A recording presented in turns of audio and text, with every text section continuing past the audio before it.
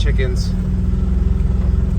We have our one of our last groups of chickens that's probably supposed to go to the butcher here in the next week or so, but I just want to check and make sure that they're all growing well and doing what they're supposed to be doing. The apple trees have some nice apples on them. We're happy about that. Hopefully they stay on there. Let's see. And all right, that's an empty tractor. So I'm gonna drive around and check these. We sent in a bunch last week, chickens, and now we're gonna go check on these other guys.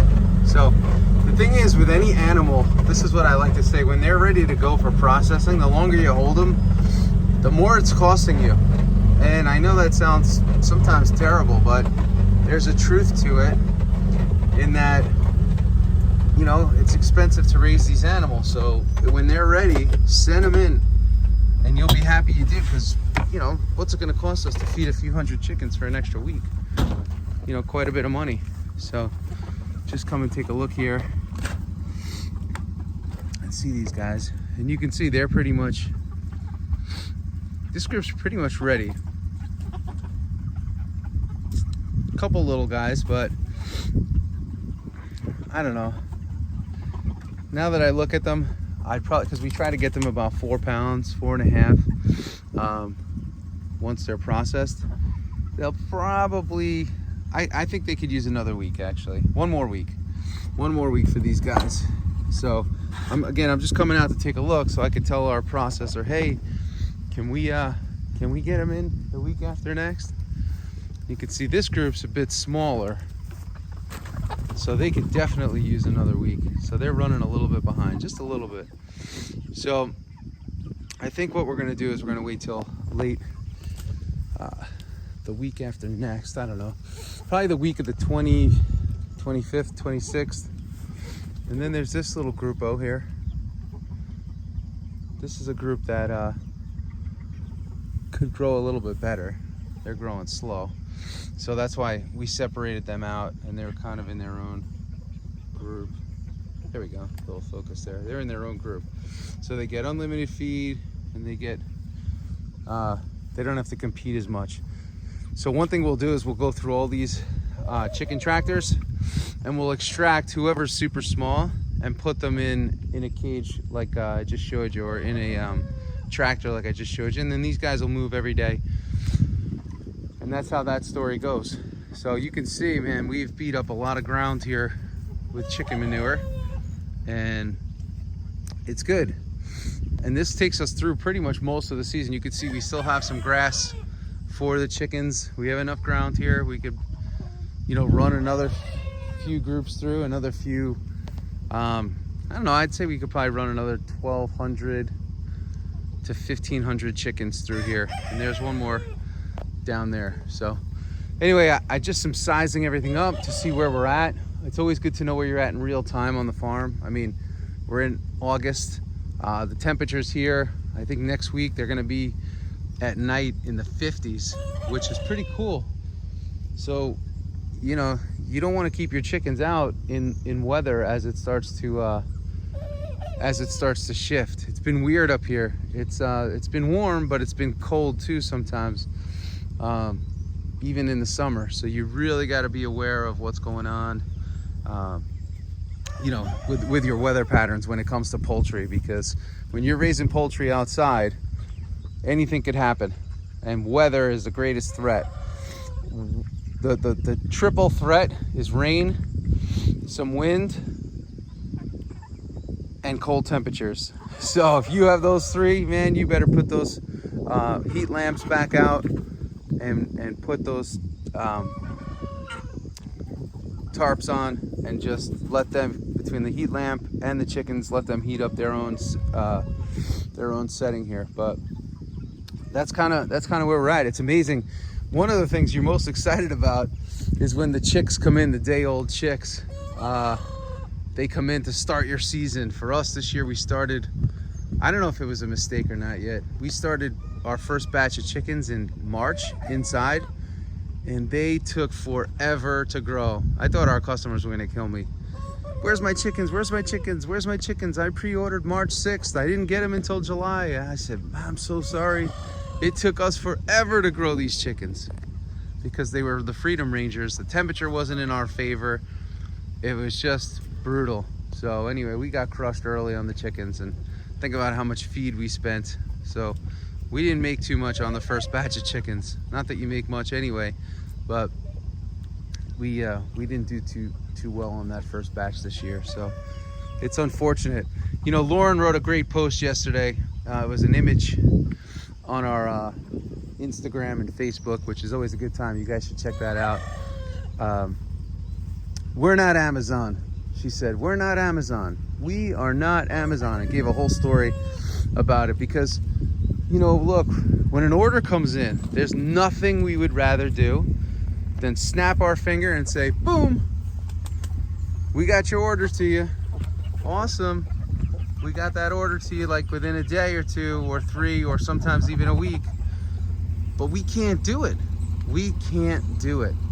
We should only ship Monday, Tuesday, Wednesday, provided there's great weather, there's no hurricanes in the forecast, there's no snowstorms, there's no issues, right? We have to have perfect conditions to ship. If it's super hot, we opt not to ship because then we get crushed in calls. So we're not Amazon, and we're shipping frozen product. There's some turkeys all the way out there. They're hard to see, but let me see. I don't know, maybe you can kind of see them. Anyway, so we're not Amazon, and it's really, really hard for us when we get emails from people. Hey, I ordered yesterday, and I ordered overnight shipping, and we have to tell them, look, it's overnight shipping from the day it goes out. It's not overnight, meaning you place your order on Friday and you're going to get it Saturday, or you place it on Saturday and you're going to get it on Sunday. So these are just some of the things that we deal with. I know a lot of farmers out there, maybe some of you watch the channel, you know, you see the highlight reel of what we do, and it's great, you know, what we do and what we get to do. But look, it's not all sunshine and rainbows. Most of the time it's a fire drill. Picture a restaurant on Saturday night with a line out the door. Every table's full. Couple of the burners just shut off, and you're trying to serve everybody and keep everyone happy and get, you know, your meals out and your plates out quickly. That's what it feels like for us. It's not sunshine and rainbows. We get to do what we do, and we have a good time getting meats to customers, but you know, it's tough. I mean, think about it like this, right? I had a lady write this morning. She's like, oh, I didn't like your brisket burgers.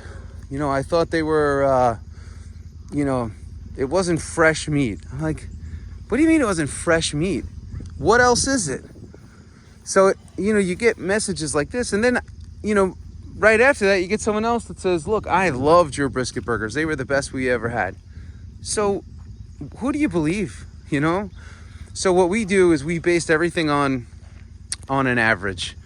And the average is, look, the majority of the orders that go out, we have happy customers. We do have a small percentage of people, and it is very small considering the amount that we ship out, that are dissatisfied. And it's like life. You know, you have a percentage of people in life that are dissatisfied no matter what. Sun's out, blue skies, 70 degrees, San Diego, and they're pissed off that, you know, they don't get enough rain. So, you know, you can't please everyone, and it's really hard because we try our best to keep everyone super happy. It's just really hard to do. So I say that because some farmers may be listening to this and say, man, I want to do what you guys do. I want to ship my meat all over the country. I want to do this. I want to do that. I had somebody message us the other day and say, I hope to get to where you guys are at someday. And I said, you know, we show you the highlight reel. But if we showed you everything, like, you know, what it looks like on on some of the days, you would want nothing to do with that. Nobody would sign up for that. Nobody would sign up for the work that starts oftentimes at, you know, 5 a.m. and you're shutting down at 9 p.m. Or the emails that come in the morning, and if you don't get to answer them by midday, people are screaming at you. You know, that's not fun.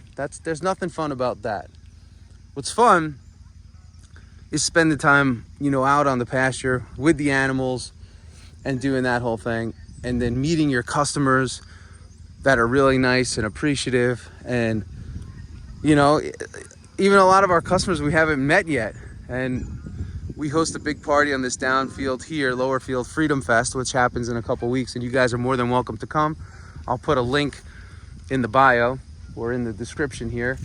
Get your tickets. We'd love to have you at the farm. But so we haven't even met a bunch of our customers, but it's like, oh, here's so-and-so, oh, here's so-and-so, and their order comes in, and we feel like we know them because they order so much. So that's the fun part, when you can build relationships with your customers. And we've even thought about eventually just transitioning our farm into a membership, where you got to be a member of the farm to buy from the farm. So that way we know our customers know us. There's a very clear expectation, and it becomes easier as opposed to harder. And everybody, you know, knows what they're in for. And for us, there's predictability. We know how much inventory we need. We know how much processing has to go on. It's just a more predictable model, as opposed to, you know, just being an online storefront where anyone could buy at any time, one thing, 10 things, 20 things. It makes it challenging. So anyway, I share that with you because my root lesson is this: it's not always greener on the other side. So wherever you are, appreciate where you're at and where you've come from, and eventually where you're going. But, you know, don't wish you were somewhere else, because I remember times in my life where I was like, you know, I wish I fill in the blank. And now when I look back on those times, those were like my best times. Those were my best times. Some days I say I wish I could go back to those, you know. We are ahead in a lot of ways, but there was also a simplicity that existed in some of those previous ventures and adventures. So, you know, don't always wish you were somewhere else, or don't always wish you were at your next step. You know, you got to kind of stay where you're at and slow it down and appreciate where you're at. Because this moment, this may be one of your best moments. You know, I look at life, you know, my parents are still alive, our in-laws are still alive, and everybody's healthy and well. And you look at that and you say, wow, that's like the best times. What's better than that? Because there'll come a time where you can't say that anymore. So, or we can't say that anymore. Some of you maybe can't say that anymore. So, you know, at the end of the day, you know, you got to appreciate where you are. There's this photo that goes around like every Mother's Day and Father's Day, and it's a picture of a cell phone and a call coming in, and it says mom or it says dad, and somebody that lost a parent writes, you know, do you remember the last time that you saw this? And, you know, for those of us, when our folks that are still alive, it's like, that's an everyday thing, right? Or an every week thing, whatever your frequency is in speaking to your folks. But for some people, they got that last call. They saw that for one last time. And that makes you think. So every time I see that image, man, it makes me stop in my tracks and say, hey, slow down. You know, a few weeks ago, we lost our dog, you know, our 2-year-old, Santino, stopped in our tracks. So, you know, be where you are, appreciate where you are, try not to get too nuts. I get nuts just like everybody else, even being on the farm, right? It's so peaceful. Yeah, right. There's always something going on. But anyway, I just want to do this message today because we all need a little reminder sometimes to just be where we're at. So anyway, everybody, I got to go. Have a good day, have a good night, have a good life. We'll see you soon. Come to Freedom Fest. It's a great time. It's free. It's lets you meet us, lets you be a part of the farm. We'd love to have you. Give us a like, give us a thumbs up, give us a share, give us your comments down below, and we will talk to you super soon. All right, everyone. Ciao, ciao, ciao.